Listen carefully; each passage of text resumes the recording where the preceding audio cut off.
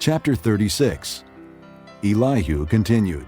Bear with me a little longer, and I will show you that there is more to be said in God's behalf. I get my knowledge from afar. I will ascribe justice to my Maker. Be assured that my words are not false. One perfect in knowledge is with you. God is mighty, but does not despise men. He is mighty and firm in his purpose. He does not keep the wicked alive, but gives the afflicted their rights. He does not take his eyes off the righteous.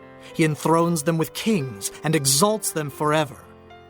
But if men are bound in chains, held fast by cords of affliction, he tells them what they have done, that they have sinned arrogantly. He makes them listen to correction and commands them to repent of their evil. If they obey and serve him, they will spend the rest of their days in prosperity and their years in contentment. But if they do not listen, they will perish by the sword and die without knowledge. The godless in heart harbor resentment. Even when he fetters them, they do not cry for help. They die in their youth, among male prostitutes of the shrines. But those who suffer, he delivers in their suffering. He speaks to them in their affliction. He is wooing you from the jaws of distress to a spacious place free from restriction, to the comfort of your table laden with choice food. But now you are laden with the judgment due the wicked. Judgment and justice have taken hold of you. Be careful that no one entices you by riches. Do not let a large bribe turn you aside. Would your wealth, or even all your mighty efforts, sustain you so you would not be in distress? Do not long for the night, to drag people away from their homes. Beware of turning to evil, which you seem to prefer to affliction. God is exalted in his power. Who is a teacher like him? Who has prescribed his ways for him, or said to him, "You have done wrong"? Remember to extol his work, which men have praised in song. All mankind has seen it. Men gaze on it from afar. How great is God, beyond our understanding! The number of his years is past finding out. He draws up the drops of water which distill as rain to the streams. The clouds pour down their moisture, and abundant showers fall on mankind. Who can understand how he spreads out the clouds, how he thunders from his pavilion? See how he scatters his lightning about him, bathing the depths of the sea. This is the way he governs the nations and provides food in abundance. He fills his hands with lightning and commands it to strike its mark. His thunder announces the coming storm. Even the cattle make known its approach. Chapter 37. At this my heart pounds and leaps from its place. Listen. Listen to the roar of his voice, to the rumbling that comes from his mouth. He unleashes his lightning beneath the whole heaven and sends it to the ends of the earth. After that comes the sound of his roar. He thunders with his majestic voice. When his voice resounds, he holds nothing back. God's voice thunders in marvelous ways. He does great things beyond our understanding. He says to the snow, "Fall on the earth," and to the rain shower, "Be a mighty downpour," so that all men he has made may know his work. He stops every man from his labor. The animals take cover. They remain in their dens. The tempest comes out from its chamber, the cold from the driving winds. The breath of God produces ice, and the broad waters become frozen. He loads the clouds with moisture. He scatters his lightning through them. At his direction, they swirl around over the face of the whole earth to do whatever he commands them. He brings the clouds to punish men, or to water his earth and show his love. Listen to this, Job. Stop and consider God's wonders. Do you know how God controls the clouds and makes his lightning flash? Do you know how the clouds hang poised, those wonders of him who is perfect in knowledge? You who swelter in your clothes when the land lies hushed under the south wind, can you join him in spreading out the skies, hard as a mirror of cast bronze? Tell us what we should say to him. We cannot draw up our case because of our darkness. Should he be told that I want to speak? Would any man ask to be swallowed up? Now no one can look at the sun, bright as it is in the skies after the wind has swept them clean. Out of the north he comes in golden splendor. God comes in awesome majesty. The Almighty is beyond our reach and exalted in power. In his justice and great righteousness he does not oppress. Therefore, men revere him. For does he not have regard for all the wise in heart?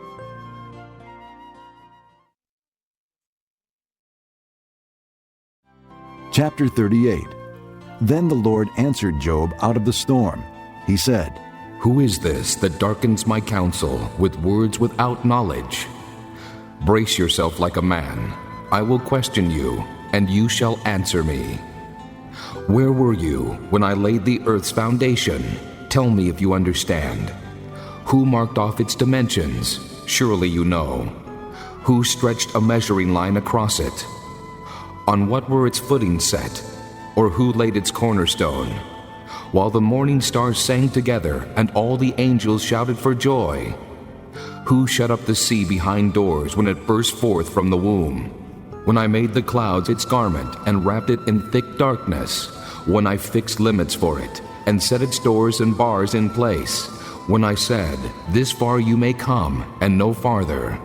Here is where your proud waves halt. Have you ever given orders to the morning, or shown the dawn its place, that it might take the earth by the edges and shake the wicked out of it? The earth takes shape like clay under a seal. Its features stand out like those of a garment. The wicked are denied their light, and their upraised arm is broken. Have you journeyed to the springs of the sea, or walked in the recesses of the deep? Have the gates of death been shown to you? Have you seen the gates of the shadow of death? Have you comprehended the vast expanses of the earth? Tell me if you know all this. What is the way to the abode of light? And where does darkness reside? Can you take them to their places? Do you know the paths to their dwellings? Surely you know, for you were already born. You have lived so many years. Have you entered the storehouses of the snow, or seen the storehouses of the hail, which I reserve for times of trouble, for days of war and battle? What is the way to the place where the lightning is dispersed, or the place where the east winds are scattered over the earth? Who cuts a channel for the torrents of rain, and a path for the thunderstorm, to water a land where no man lives, a desert with no one in it, to satisfy a desolate wasteland and make it sprout with grass? Does the rain have a father? Who fathers the drops of dew? From whose womb comes the ice? Who gives birth to the frost from the heavens, when the waters become hard as stone, when the surface of the deep is frozen? Can you bind the beautiful Pleiades? Can you loose the cords of Orion? Can you bring forth the constellations in their seasons, or lead out the bear with its cubs? Do you know the laws of the heavens? Can you set up God's dominion over the earth? Can you raise your voice to the clouds and cover yourself with a flood of water? Do you send the lightning bolts on their way? Do they report to you, Here we are? Who endowed the heart with wisdom, or gave understanding to the mind? Who has the wisdom to count the clouds? Who can tip over the water jars of the heavens when the dust becomes hard and the clods of earth stick together? Do you hunt the prey for the lioness and satisfy the hunger of the lions when they crouch in their dens or lie in wait in a thicket? Who provides food for the raven when its young cry out to God and wander about for lack of food?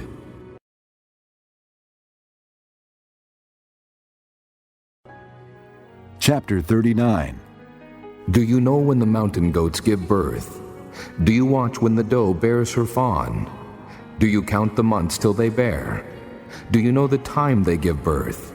They crouch down and bring forth their young. Their labor pains are ended.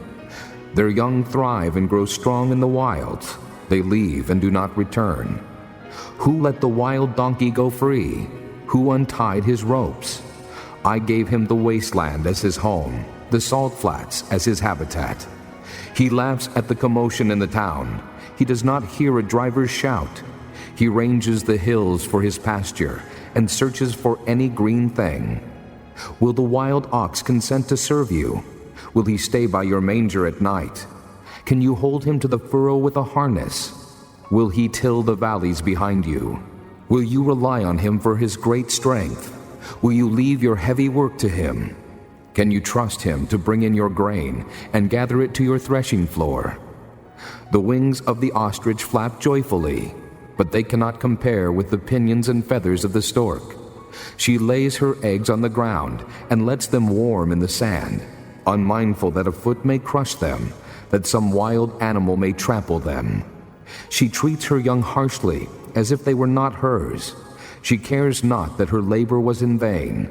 For God did not endow her with wisdom or give her a share of good sense. Yet, when she spreads her feathers to run, she laughs at horse and rider. Do you give the horse his strength, or clothe his neck with a flowing mane? Do you make him leap like a locust, striking terror with his proud snorting? He paws fiercely, rejoicing in his strength, and charges into the fray. He laughs at fear, afraid of nothing. He does not shy away from the sword. The quiver rattles against his side, along with the flashing spear and lance. In frenzied excitement, he eats up the ground. He cannot stand still when the trumpet sounds. At the blast of the trumpet he snorts, aha! He catches the scent of battle from afar, the shout of commanders and the battle cry. Does the hawk take flight by your wisdom and spread his wings toward the south? Does the eagle soar at your command and build his nest on high? He dwells on a cliff and stays there at night. A rocky crag is his stronghold. From there he seeks out his food. His eyes detect it from afar. His young ones feast on blood, and where the slain are, there is he.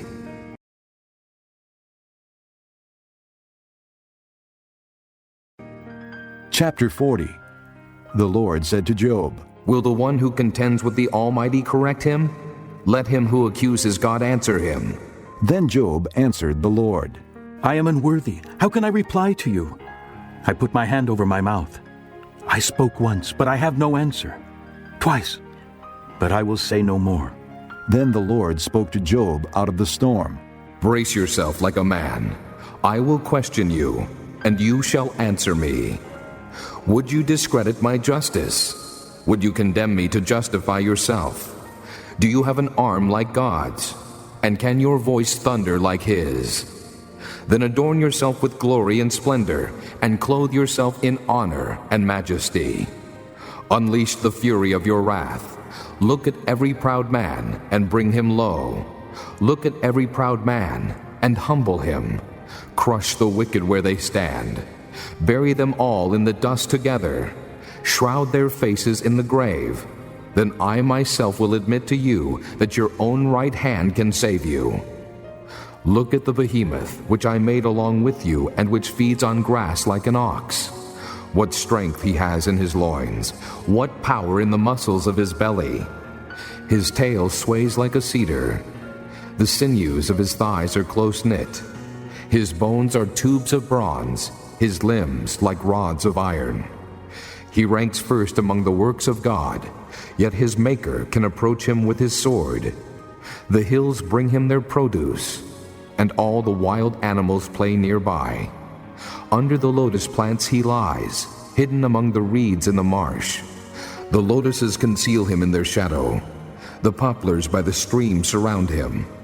When the river rages, he is not alarmed. He is secure, though the Jordan should surge against his mouth. Can anyone capture him by the eyes, or trap him and pierce his nose?